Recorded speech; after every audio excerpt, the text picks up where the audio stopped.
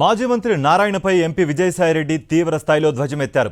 వాలంటీర్లను ప్రలోభాలకు గురిచేస్తూ టీడీపీ వైపునకు తిప్పుకోవడం సిగ్గుచేటని మండిపడ్డారు. నెల్లూరులో ఎన్నికల ప్రచారం నిర్వహించిన విజయసాయిరెడ్డి ఇంటింటికి తిరుగుతూ ప్రజలకు ప్రభుత్వ పథకాలను వివరించారు. ప్రజలంతా వైఎస్ఆర్సీపీకి అండగా ఉండి భారీ మెజారిటీతో గెలిపించాలని కోరారు.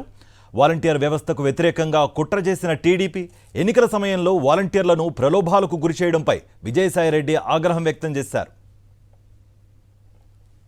వాలంటరీ వ్యవస్థ నిర్మించింది శ్రీ జగన్మోహన్ రెడ్డి గారు. 50 కుటుంబాలకి ఒక వాలంటీరు సేవలు అందిస్తూ ఉంటారు.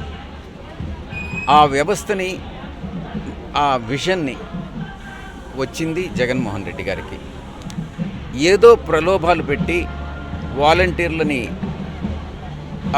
వాళ్ళ వైపు లాక్కునేటటువంటి ప్రయత్నం నిజంగా చాలా చాలా శోచనీయమైనటువంటి విషయం.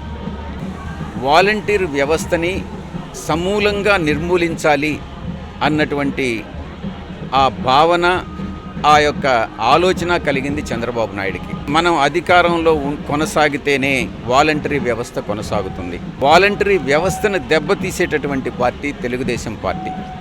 ఆ పార్టీకి భాగస్వామి, ఆ పార్టీలో నాయకుడు నారాయణ. అతను విద్యను వ్యాపారంగా పరిగణించి ప్రజల దగ్గర నుంచి, విద్యార్థుల దగ్గర నుంచి, తల్లిదండ్రుల దగ్గర నుంచి డబ్బు జలగలాగా పీల్చేటటువంటి వ్యక్తి నారాయణ. కాబట్టి నారాయణ మాటలు నమ్మి ఏ వాలంటీర్లు అయితే ఆయన సైడ్ వెళ్తారో వాళ్ళందరూ కూడా మోసపోతారు.